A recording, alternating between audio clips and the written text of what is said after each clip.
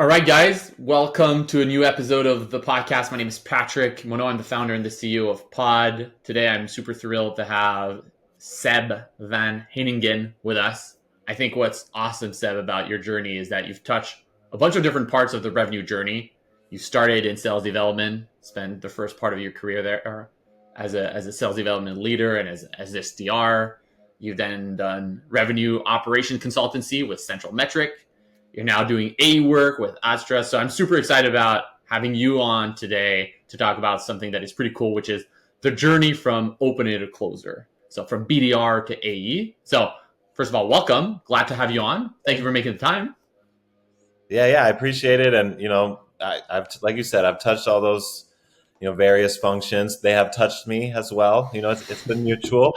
So I like to think I have a pretty, decent, wide spectrum of experience. I've been the individual contributor. I've been the player coach. I've been the leader. I've consulted externally. I've run the operations. I've strategized the operations. I've also been the tactical person on the operations side of things. So try as I might, I cannot get away from go-to-market systems and B2B sales and marketing. Against your will, you end up falling into the world, which is a beautiful one. Yeah.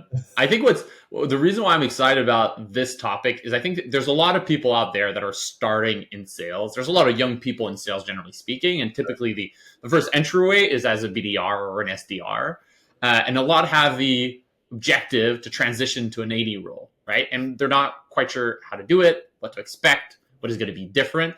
And I think what's important about this topic is that we continuously have to think about the next wave of sellers. So being very thoughtful and transparent about okay, what is it to be a BDR and how is it different to be an AE? And how do you go from one point to another as an individual contributor, but also from the perspective of a leader, right? How as a leader, I'm making sure I'm creating an environment that nurtures, these BDRs to ultimately grow into an AE role or grow into a sales development leadership role. So I think I'm super excited for it. So maybe to kick us off, I would love to hear your journey. Kind of walk us through a bit from when you started in sales. Yeah. Keep it high level, but what initially got you into the sales role altogether? And then when did you decide to make the transition out of sales development role and onwards? I'll give you the abridged version, and I will invite your producer to cut as much of this as is necessary. I tend to ramble, especially when I'm telling stories about my past. So it all began on a snow. So my first role out of school was an SDR at an HR tech company, very small org at the time. I was employee number 12. And I was just driven by the startup energy, what startups look like from the outside. They're fast, they're exciting. You can create your own future there in a way that is faster and more possible than at a large organization. So, I joined the team and I was immediately blown away by, just institutionally the lack of training and enablement for this role. So it was very much a trial by fire. My training process was, and I quote, sit next to this rep, copy everything he does, and ask him for advice when you're stuck. Luckily, that rep was amazing. Kevin Cody, he's now a sales leader at Rippling, still doing his thing. So he gave me the perfect example to follow. And then, through a ton of trial and error, within 2 or 3 years, I was one of the top SDRs on the team. From there, we kind of converted that role into a player coach role. So I was both managing, enabling, and holding my own quota, which I then realized is sort of a bogus situation. So if any of you out there are in a player coach role, I invite you to have a conversation with your leader about increasing your compensation or changing your work habits, because there was a situation where I was being incentivized to keep leads to myself, but I was also being asked to lead the team and give leads to them. And so my incentives were clashing. So there's kind of an example of there. I decided to bet on myself. So I job hopped a few times. I was a first salesperson. I was a founding BDR team. In both of those cases, I probably joined a little bit too early. So there were some growing pains, some kind of learning by failure, we'll say. And through a stroke of luck and connection and networking, I ended up in consulting with Scaled Consulting. So really serendipitous. Like I walked into a room looking for a job. Somebody on the Scaled team was just there that day. He brought me on. I met the CEO. We hit it off, and I was a consultant within a week. So again, trial by fire. How did I learn to be a consultant? I sat behind the best consultant in the org, and I learned from his example. Matt Lopez. He's now still a sales leader and sales consultant in his own right. And I stuck around with Scale for like 2 to 3 years, first taking on a lot of clients and then moving into demand gen consulting. So that's kind of how I elevated out of the individual contributor role and into one where I was kind of leading strategy. Well, Seb, out of curiosity, not to cut you off, Yeah. but what initially drove you to go from SD work to consulting work? What was the either the appeal or what is the type of learning you were trying to develop or new skill set you were trying to develop? I'm glad you asked that. And I think I need to rewind a little bit because at that first job, once I had hit all my goals and maxed out what it was to be an SDR, the next step was naturally to become an AE. But when I looked at the room full of AEs, I saw, how do I put this delicately, a culture that I did not identify with. You know, the President's Club, Patagonia vest, vacation in the Hamptons culture. Were you in New York out of curiosity? Well, I don't know how I figured that out. And I looked over there and I'm like, that's not me. I don't see myself there. Looking back, I think that was a mistake. And I wish I did pursue AE earlier on. And it is a skill set that now I'm working on and now I have the opportunity to grow. But back then I thought, well, rather than being an AE, I'll take the manager and ops route. But the manager and ops route at that time was a lot lower in demand. And so if I were going to AE, there were 3 to 5 job openings in my org. But to go from manager to ops or ops, there was only one opening across the whole org, and they needed someone with experience. And so that's kind of why I bounced around afterwards. I was looking for that SDR role that could turn into SDR manager, but I never found it. So the only way, from my mind and kind of that place that I was in my mind, the only way I could do the manager job was to come in over the top as an external consultant.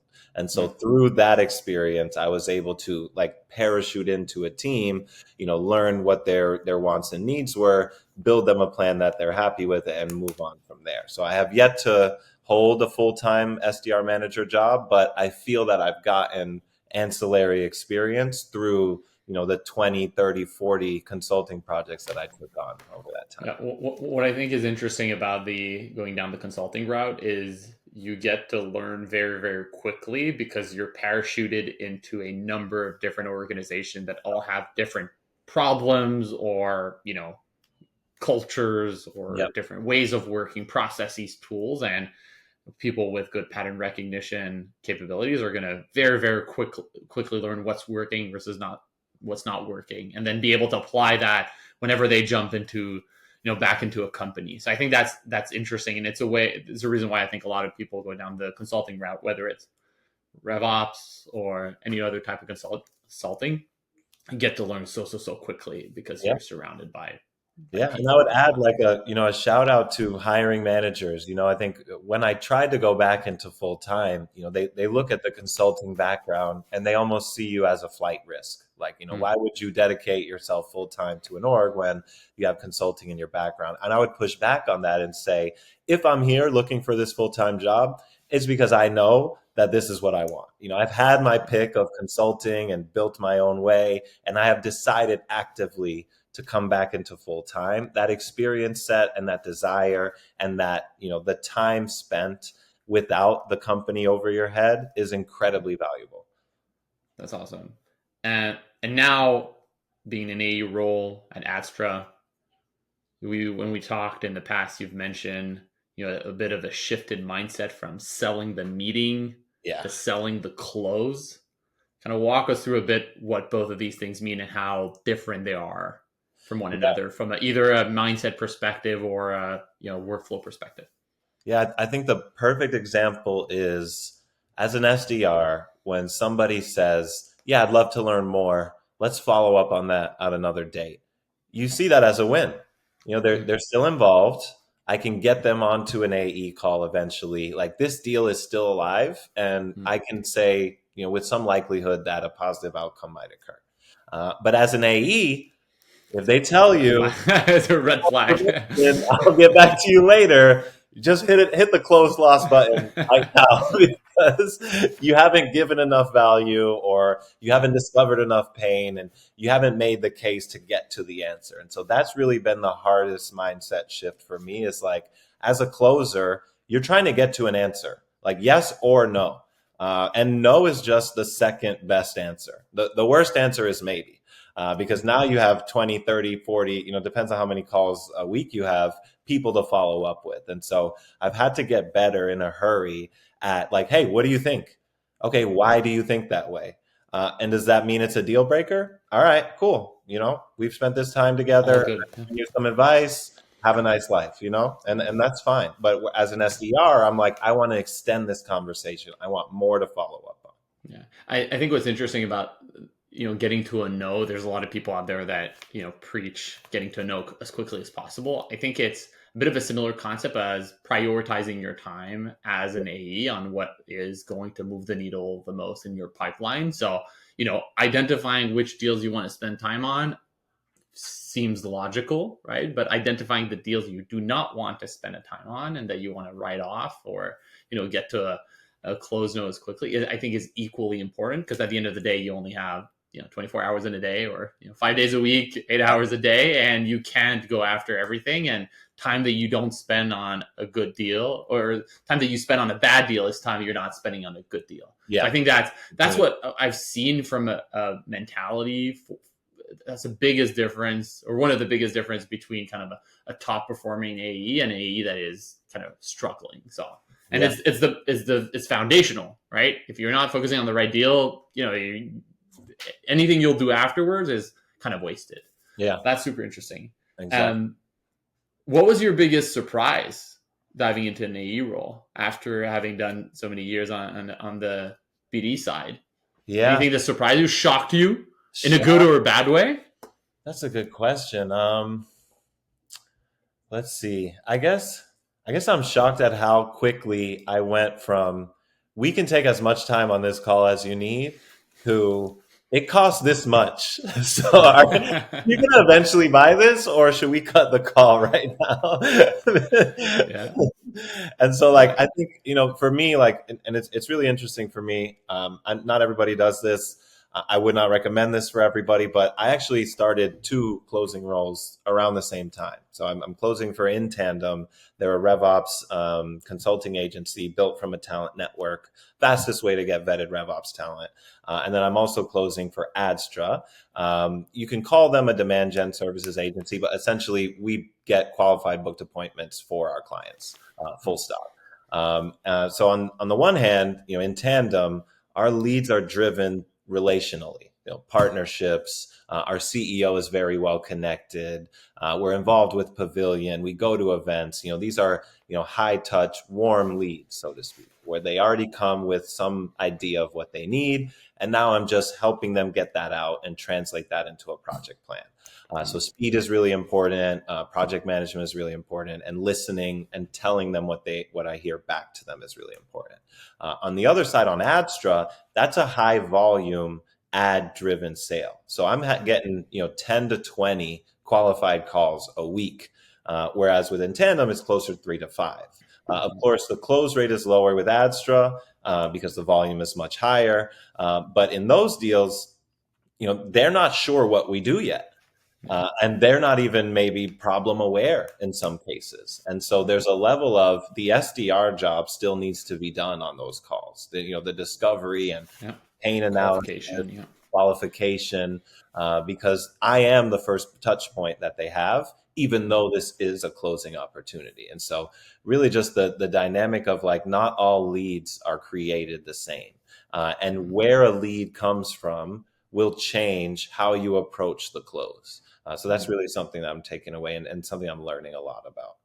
And doing both at the same time is probably very different, because I think the way that you conduct, or how deep you go, or how much you invest time in building a relationship with, with your counterpart or the buyer, if it's a longer sales cycle, very high touch, sales motion, is very, very different from, 2-3 call close, where you're basically doing everything from the discovery all the way to, the quote to cash and stuff like that. So I think that's very interesting. It's a shift in mindset. And I think this is why at times people kind of go down typically one route or another. Either they do kind of SMB transactional sales, or they go the strategic named accounts type of route. That's super nice. I think there's a lot of people out there that might be thinking that they don't necessarily have the skill set that it takes to go from being a BDR to an AE. Yeah. I think, like everything else in life, it's a progressive build up process, right? You have to learn, develop. But I'd be curious to hear your thoughts on, what do you think are the skills that actually translate from one role to another? Things that, if you build those skill set as a BDR, are actually going to be an asset for you once you get into an AE position. What are your thoughts on that? Another good question. I think the first thing that stood out to me was that empathic, active listening of an SDR is still incredibly important as an AE. No matter what call I'm on, whether I'm opening or closing, when someone tells me something, I make sure to repeat it back to them, just so that we can confirm that we're on the same page. From the opener's perspective, it's because I need to build detailed notes for my closer. And from the closer's perspective, it's because we cannot make a joint decision if we're working from a different set of facts. And so as a closer, you're setting the ground so that you can make your argument. And as an opener, you're more just hearing them out and getting as much information as possible so your closer can set the ground and then go for the close. So I think that is the first thing that stood out to me in terms of translatable skills. The second one would be follow-up. I think follow-up is incredibly important, whether you're an opener or a closer, whether you're booking the closing call or the discovery call. You need to send the invite as soon as the meeting is done. Send the email follow-up within the same day. Check in a day before the meeting to make sure that they're still coming. Automate that if you can, or if you want to, and then make sure that you're driving the project that is the sale. Because this is what it is. It's a project to solve some problem. You're hoping that the solution will be yours, but you have to drive things from your side, or else the deal will get lost. And so I would even add to that, in that both an SDR and an AE, one of their main responsibilities is to figure out the buying behavior of their client. Who do we need to talk to? Is the budget already set aside? What timing do you want to make a decision by? And what are the 3 to 4 factors where, if we hit all 4, you got no reason to say no? So either way, opener or closer, those are kind of 3 things that you definitely need, 3 skill sets you definitely need to have. How do you think about objection handling? Because I think objections will happen throughout a sales cycle from different stakeholders in a buying journey, or as a BDR, when you're on the call and someone tells you to F off because they don't want to talk to you. How do you see objection handling as being a transferable skill here? Yeah, I think both roles need to handle objections. I think the SDR, to go back to my first point almost, the SDR is okay with, I don't know that, but my AE might. Let's put you on a call with the AE. Yeah. As an AE, you don't have that cover. Like you need an answer, and I will get you an answer later might be enough time to kill the deal. So I think there's a level of, I don't want to say performative, but it is kind of performative expertise of, like, I know more about this topic than you, or at least as much as you do. And as a closer, if they catch you not knowing, your credibility drops significantly. As an opener, you can say, hey, I'm just here to open and qualify. I want to make sure that you could be a good fit for what we do. this question that you have is a really deep and interesting one. Let's answer that on the next call. That will be a closer. Whereas as a closer, there ain't going to be no next call if you don't close it. Yeah, exactly. I think what's interesting here is I think it speaks to, either the consultative selling nature of an AE role, but also I think that the depth of the subject matter expertise that you need to gain as an AE in order to build that credibility, right? On a maybe a 5-10 minute call as a BDR with a CMO. Yeah. Your subject matter expertise and credibility is not going to be tested all that much. But if you start having in-depth discovery conversation, consensus building conversation, demos, etc., like you need to be on top of your game, and you need to be able to speak at the same level as your counterpart. I think it is more and more accentuated as you work on larger deals and interact with kind of C-suite executives. But I think that depth of knowledge, whether it is about the product, about the process, about the your industry, the other person's company, is a lot more tested in order to handle the objection. I have the feeling at times that as a BDR, the level of objections are I think they're a bit different. I think some of the objections as a BDR might be, oh, I don't need this. Like it might be one of 10 options in a playbook, and you might have kind of a play to how to, not a play, but an approach to overcome them. Whereas as an AE, anything can come your way. And obviously there are some standard ones, but you have to be a lot more flexible and, thoughtful about how you address them in a more foundational way, as opposed to like, oh, let me apply this play to this objection. Do you agree with that? Or is that kind of a wrong assumption? No, I think that's the right assumption. And I would add, business acumen. As a BDR, if the CMO starts talking to you about, what are the returns I'm going to get and how does this fit into our business model? Again, really easy to just pick that up to the AE. As an AE, some of the calls at Adstra, they're literally, getting down to, okay, how much per lead are we going to pay? And what are the unit economics of that? And how is that going to work out? And you need to be able to quickly kind of steer the conversation in a direction that will say, yes, you will get what you want, or discover that you won't get what you want and end the call and move on. Yeah. You can't really be fumbling and be like, let me get back to you. Because you're like, you pull out my calculator. Yeah, exactly. On the flip side, we talked about some of the transferable skills. What are some of the skills that you believe do not translate well between a BDR or an SDR role and an AE role? Or I guess another way to see it is, what are skills as an AE that you won't really have the chance to flex as a BDR? Yeah. So I think first one is, as a closer, you won't be opening. So you don't need to know how to deal with gatekeepers. You don't need to be so intensely amazing at discovery, because at a certain point, most of your leads have been qualified before they reach you. But then I would also say a lot of AEs get trapped in that they don't know how to prospect. They're being fed leads by a system that's working. What happens when that system doesn't work? So if anything, I would say a former BDR AE, I would trust more than a career AE at being able to be flexible and handle a variety of situations. On the other side of things, I think, that escalation, kind of that, which is a skill of like, hey, we've established that you're qualified. We've established that you're interested. You have these extra questions. Let's now set up a project to get your questions answered and close you. None of that applies as an AE. Again, we're trying to close them immediately, as fast as possible, with as few steps as possible. So I think that skill of escalation and kind of putting work towards the next team doesn't apply as much. Of course, there are exceptions. AEs with product and solutions teams, they're going to have involvement there as well. But yeah, I think those are the ones that stand out to me.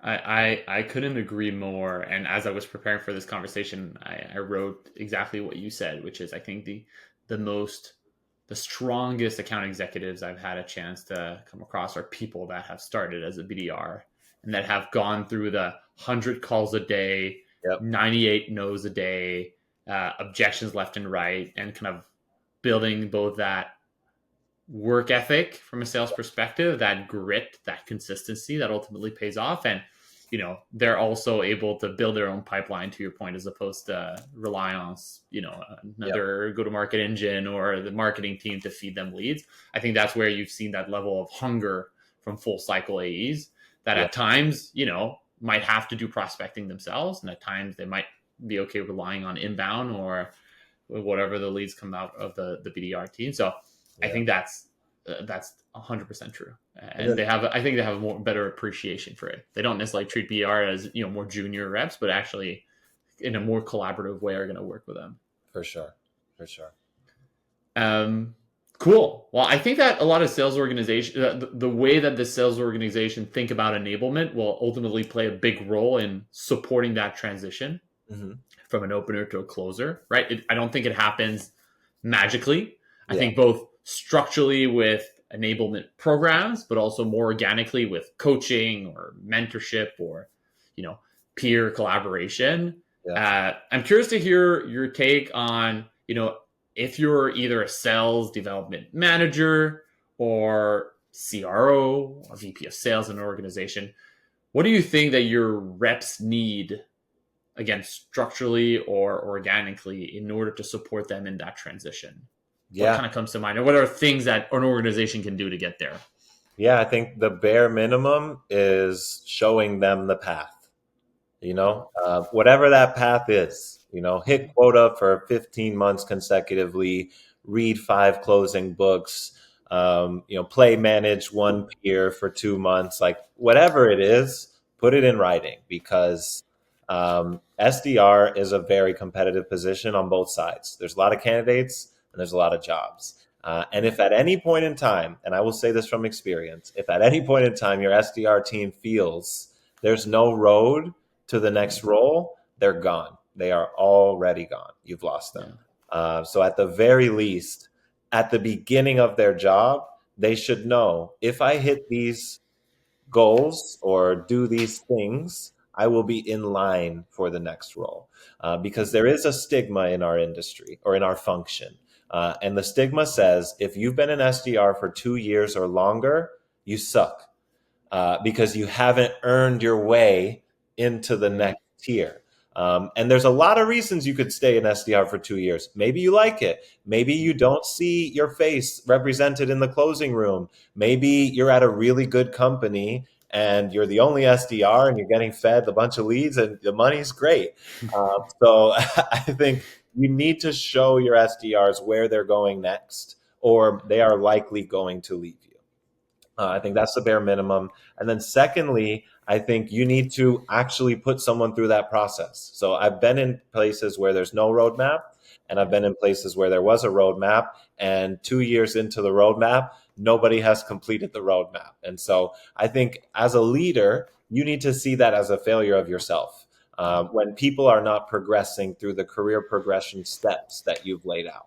And so that means your system needs to change. It's not a people problem. So make sure that the system is there, make sure that it's followed, and then provide coaching, mentorship, advisory from the leadership side of things. I wish that my VP of sales at my first job would have sat me down and said, here's why it's stupid for you to pursue the SDR manager route. Give AE a try, because I maybe would have been more open to that. And so I think that division of teams and cultures, it is to a certain point natural. SDRs are typically younger, earlier in career. AEs are typically older, more experienced. But I believe that the burden of making that connection is on the leadership and the AE side of things. We need to reach out to the SDRs and show them why they could be AEs in the future.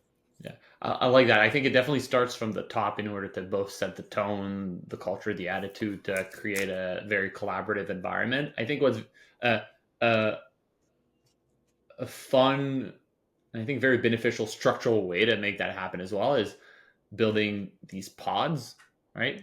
No pun intended with pod word, although it is the source of that word altogether. But like where you have, I don't know, 2 AEs, a BDR, and a solution engineer working together on a territory or on a set of accounts. And it creates an environment where obviously for many other reasons, there's better collaboration, alignment, communication, but also it kind of brings the SDR into the world of what is it to be an AE, as opposed to just put them in a corner in a room and say, dial until you get me a meeting. And when it's done, ship them over to me and then, continue doing that.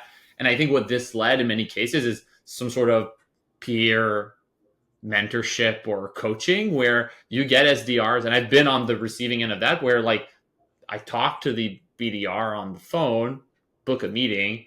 The meeting is with the AE, but the BDR is there for the first or second meeting. So they kind of like see through the discovery or the initial conversation or demo. And I think on the flip side, BDR gets to also learn a bit how the AE navigates that part. So I think what's very interesting about that is you mentioned kind of trial by fire, but I think that the foundation and the tone is set by the leadership, right? Exactly. How much they invest, how much they encourage it, and how kind of they structure the team. But I think there's a lot of learning that can happen on the ground if reps or BDRs are given the opportunity to, take a peek or get exposed to the AE role. I think that's pretty interesting.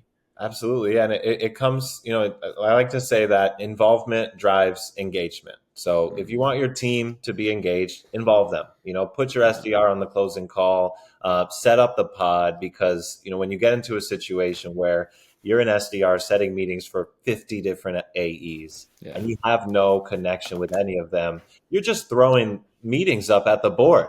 And they will get accepted or denied, and then you will move on to the next one. But if you're in a pod and you send a trash lead to your AE, they're knocking on your door and they're saying, this is why I hated this lead.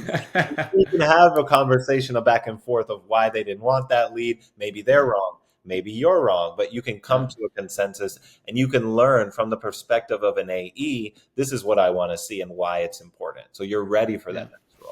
Yeah, I like the balance in what you said between kind of the structured and unstructured kind of development. I think there's, from a leadership perspective, there should definitely be, as there are in many organizations, recurring training sessions or, development week or talks about, the role of BDR, but also kind of that transition as an AE. But I think that being able to mix that up with like on the ground, in the moment coaching and giving A's or BDR, the opportunity to try and, after a good meeting or first phone call, doing call reviews, et cetera. I think that creates a very, what's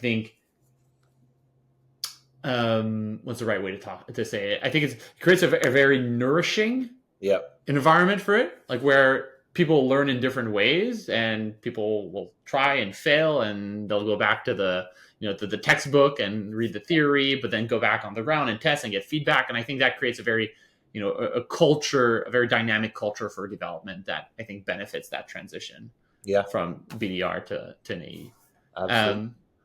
So we talked a lot about the difference between opening and closing.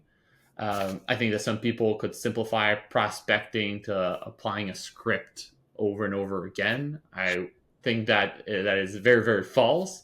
But I would say that I think closing can be very, very ambiguous. I think like an order of magnitude more ambiguous than I think how prospecting can be. Yeah. And every deal being bespoke with different needs, challenges, different buying committee, gatekeeping, decision-making process, name it. Yeah. So I want to shift gears a bit more towards the closing side. Right? As an AE, what do you see as being the key parts of your workflows as an AE? Right? If you think about your typical week, like what are the big things that are taking your time and that you are spending time on that you think will move the needle on your ability to hit your quota? Damn, yeah, that's another really good question, Patrick. I think, and remember, it's two different AE roles here. So, maybe what could be interesting is a bit more on the more complex, high touch kind of AE role. I'd be curious to hear your thoughts on that one. Yeah, so I think, and I think it may be dependent upon your offer. And so kind of to think of InTandem, we're staffing people. So speed matters above all else, because the person you could hire from us, you could get someone else on the open market, you could find someone in the Slack community, You can put a LinkedIn job description out there. Like, we need to get you your person as fast as possible in order to win. And we need to make sure that it's a good fit. And so like what we really need to focus on is one, a really deep discovery and the exploration of those pain points, because that becomes our project plan. And then two, getting them their answer as quickly as possible.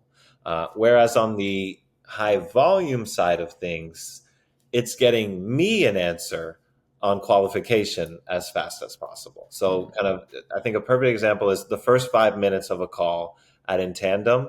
I might just talk about InTandem, because we already have some connection. I'm not trying to keep you on the phone. Like, you're here because you're curious and you know what you need.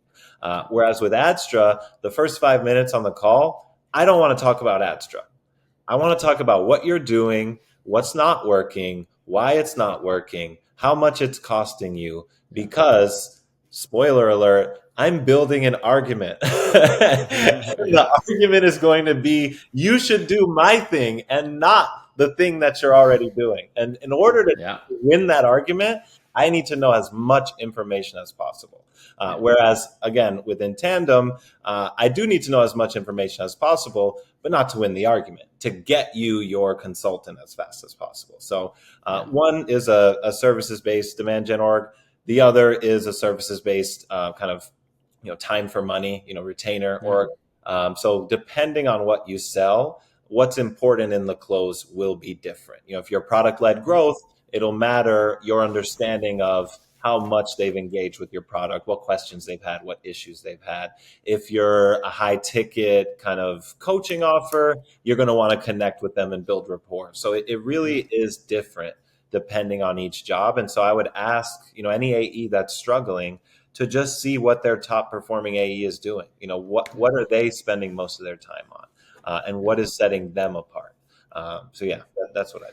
I love that. I think another thing that I hear quite often, which is part of what AEs have to do in their day-to-day workflows, is managing the buying committee, right? Am I engaging with the right people? Am I engaging them in the right way? Are they the right decision makers, or like buyers or influencers?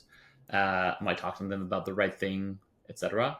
How do you see, managing the buying committee in your role as an AE? What are some of the challenges you think every AE is facing, and how do you overcome them?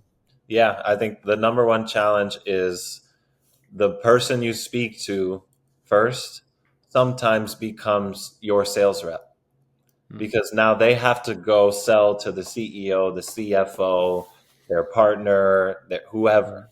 And so you need to, in a very short period of time, most of these calls are 30, 45 minutes. You need to give them enough ammunition that they can make the case for you, that argument that you're trying to make. And so, I haven't found the best answer to this yet, honestly. Because you can arm them with a huge email of slides and a video on Loom and your literal voice explaining the offer word for word. And then they will just read that email and they will write a 1-sentence message to their CEO. Hey, I think I'm evaluating this thing. This is what they do. What do you want to do next? And so I think that the first thing you have to do is call it out. Who is on the buying committee? When will they be involved? And what is their opinion on the actions you've taken so far? Are you doing this by yourself, or did your boss ask you to do it? And when you decide what action to take, who do you need approval from? So you need an answer to those questions before you move on. And then after that, it's just a matter of, like water, you try to fit into the process that exists. If the CEO needs a talk, you give the CEO a talk. If they want to talk to a reference, within reason, usually as the last step of the sales process, let them talk to a reference. So it's just a matter of being flexible, but also anticipating when you will need to be flexible. And knowing that you will need to be flexible in that way ahead of time is how you win, versus, that person going dark and never answering you again.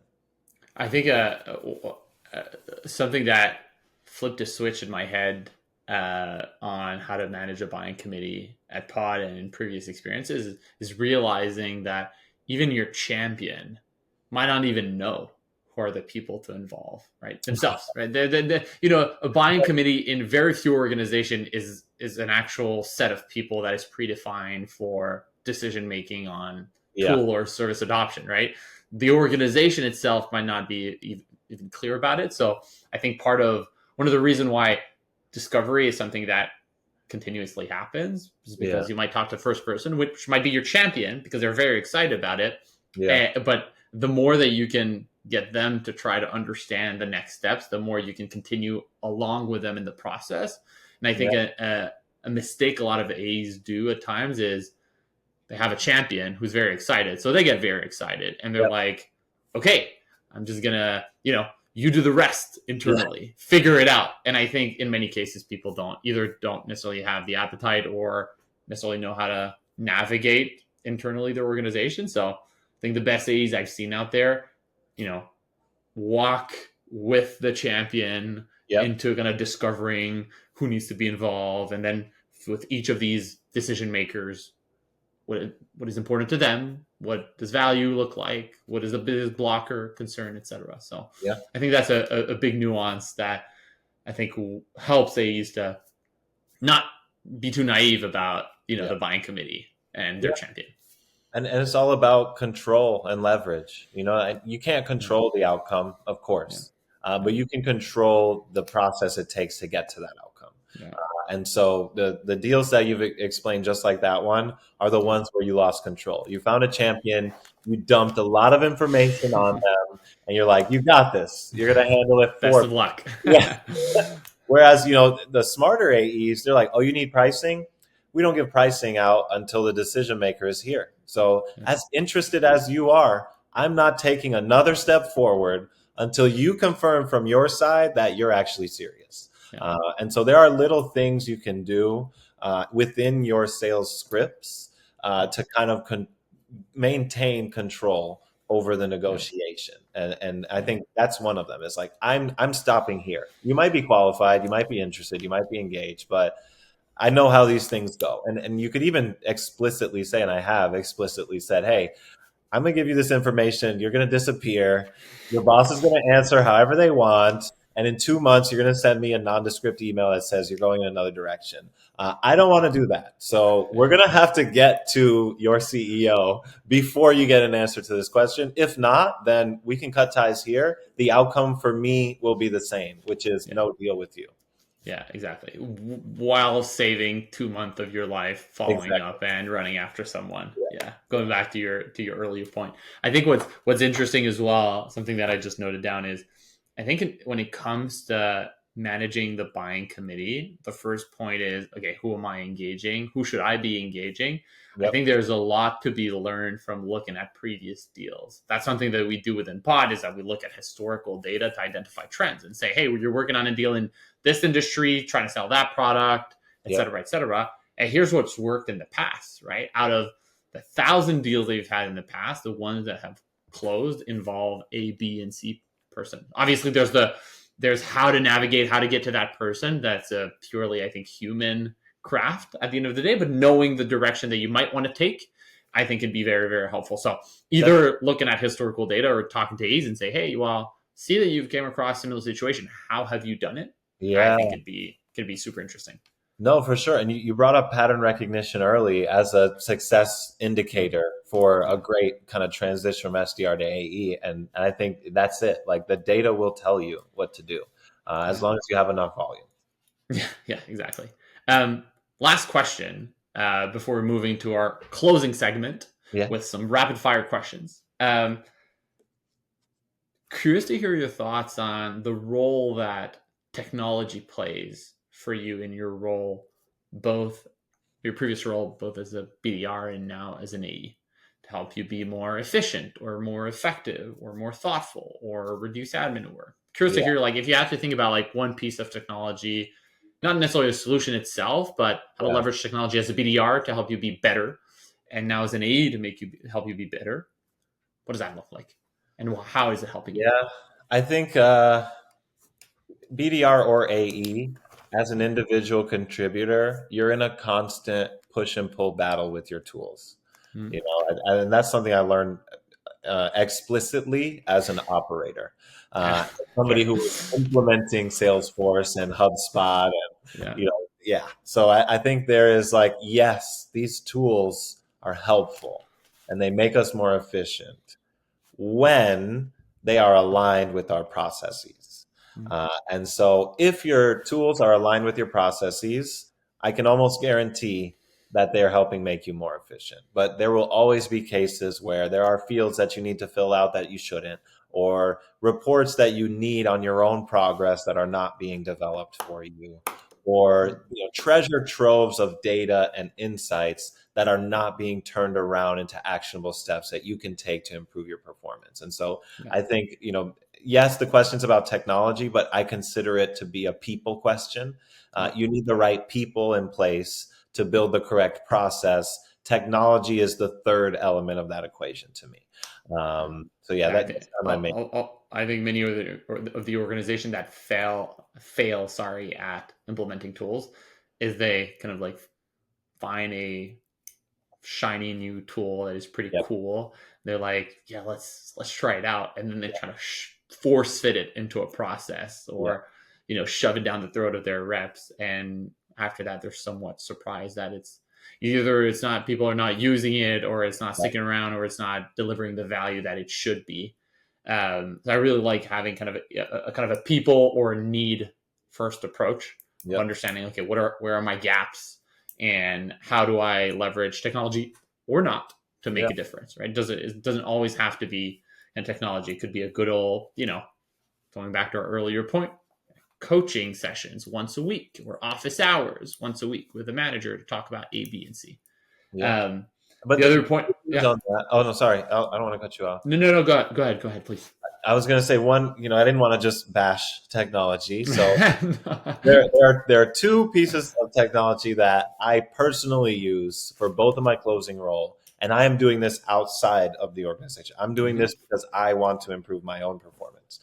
The first is automated meeting recorders. Mhm. And the second is, I don't know what the right word is, LLM, ChatGPT, Perplexity, Claude, what have Yeah. you. You can take the output of a average to below average sales manager and you can match it with AI today. So for Yeah. example, I took my Adstra script, I put it into ChatGPT. Whenever I have a call that I have questions on, I put the transcript of that call right into GPT and I say, tell me, did I do my script? Did I do my script? How close did I get to my Yeah. script? Where could I improve? How much percentage close did I get to a close? Compare that to a call that I had 2 months ago. Am I improving? All of this is happening outside of my manager's purview, Yeah. both of these jobs. ChatGPT is $21 a month. These meeting recorders, often every business will give you a meeting recorder. So Yeah. you can take ownership of your own improvement right now as a rep, which you could not do before. What I think is pretty interesting about what you said is, in the first part of your answer, you were talking about efficiency, helping you Yeah. fill fields, et cetera, et cetera. But what you just described, I think, is kind of a secret weapon for a lot of AEs to be a lot more effective in their day-to-day job. So like make better decision, make more informed decision, know what to talk about, better pitch the product, et cetera. And I think that's a place where I think historically technology wasn't really able to do a good job, Yeah. right? Just because, generative AI, agentic AI wasn't really as advanced or refined as a technology. But now, to your point, it's getting to the level of like it can match a pretty average sales manager. So why would you not use AI or any sort of technology to help you, better prioritize your work, or better coach you on your how to deliver the pitch, etc. And I think that's the next unlock in my perspective. And obviously that's kind of core of what we're doing at Pod. But I think that's where you go from okay, cool, it's helping me to follow the process and helping me to update the metric field in my CRM. And cool, that's awesome. It's important. It's part of the process. This is how you have like a scalable, well-oiled machine. Yep. But then how do you get your reps to reduce their sales cycle or improve their conversion rate is that extra layer that I think now, AI or just LLMs or ChatGPT or whatever can make a huge difference Yeah. for AEs, particularly in my opinion. So It may be the best time to be a solo seller right now. Yeah. Considering all the tools you can use yourself to improve your own performance. I ask a few solo sellers to get their opinions first, but from my perspective, I am able to augment myself as a seller a lot better than I was 10 years ago when I started. Yeah. I think what's interesting here, and I love the fact that you took on that endeavor kind of out of office hours, so to speak. We were having a conversation with Neil Weitzman a few weeks ago, and he was like, the people who the best sellers are going to be the ones that know how to leverage technology on their own, right? They're curious about it. They want to learn how to use it and don't necessarily see it as a threat, but rather as a tool to augment their work and automate part of their work or replace them altogether so that they can focus on the truly high value parts of their workflows that them only can do. So I think that's pretty cool. I think this is where it's all heading in sales and quite honestly across most of the knowledge workers. Not just functions. For the job at hand either. When I hit a tough run at Adstra, I put all my results into a feed and I was like, hey, chat, is it worth it for me to continue this job given the numbers that I'm getting versus best practices and my improvement over time? And they laid out a plan, laid out a plan. It was like, listen, if you're able to hit these milestones, if you see this level of improvement, then it's worth staying. And here I am. I stayed. I love it. Beautiful. Let's transition into the last set of questions before going into the rapid fire, quick questions and quick answers. I'd love to hear as a kind of a summarization thought on our conversation so far about what would be the one piece of advice you'd wish someone had given you when you first started in sales, or perhaps when you were thinking about going the SD manager versus AE road. I think for me personally, just because the room doesn't look like you doesn't mean that it shouldn't. I think, yes, we want to go where we fit in, but there was a fear from me. There was fear that I would fail because I'm not like these people. I'm not as good as them. And so take the damn chance, just go for it. Because the other thing that I did, it was still taking a chance. I went into management, I went into consultant. I could have failed just as much as if I went the AE route. And in the meantime, if I would have taken AE, I would have made a lot more money in the short term. So just go for it. Just because, just go for it. Hell yeah. I love that. Okay. So rapid fire questions. I want very short, brief answer. First thing that comes to mind. All right. I have a few of them. First one, favorite sales methodology framework. The sales method. I like AAA. What is AAA? Well, you're going to have to Google that and find out. We'll be right back. Love it. Okay. Favorite productivity tool that you use in the day-to-day? Favorite productivity tool that I use in the day-to-day. It's a tie between Notion and ChatGPT right now. Love it. Two of my favorite ones. What is one popular sales belief that you actually hate or completely disagree with? There are deals that you will lose no matter what you do. You cannot win every deal by simply improving your sales performance. You are one part of an assembly line. Even if you put the wheel on the car correctly, if the engine is not installed correctly, the car won't run. Even if you are the best seller in the world, if you don't have good lead gen or a good product, you won't close anything. I love that. Favorite or most creative way to re-engage a prospect or to follow up with them if they've ghosted you? I don't have a favorite. I make them up as they go. Today I commented on someone's page. I said, is this working for you? Because they haven't answered me when I gave them a better way to do that thing. I've done multiple choice. I've done gifts. I've waved the white flag. I have closed your account. I've done it all. Hell yeah. Well, Seb, thank you so much for coming on. Really enjoyed the conversation. Really love kind of your journey and what you learned throughout the way, and obviously excited to see was going to be coming up in the coming years. Maybe as a closing thought, where can people find you? You have a lot of cool content Yeah. out there. Where can people listen to you or read your stuff? Yeah, I would say LinkedIn is the best place to start. I am increasing my activity back to what it was a couple years back when I was on LinkedIn every single day. I won't go back to that, but I'll medium. I do eventually answer every single DM in my inbox. So yes, there are some DMs in there from March 28th, but they will be answered in due In time. due time. So the best way to reach me is LinkedIn. You'll see my posts, you'll see my articles. Or, I think probably the best way to reach me is to book a demo with InTandem or Adstra. I will 100% Very well done. Very well done. those calls. I love that. That's a great plug, actually.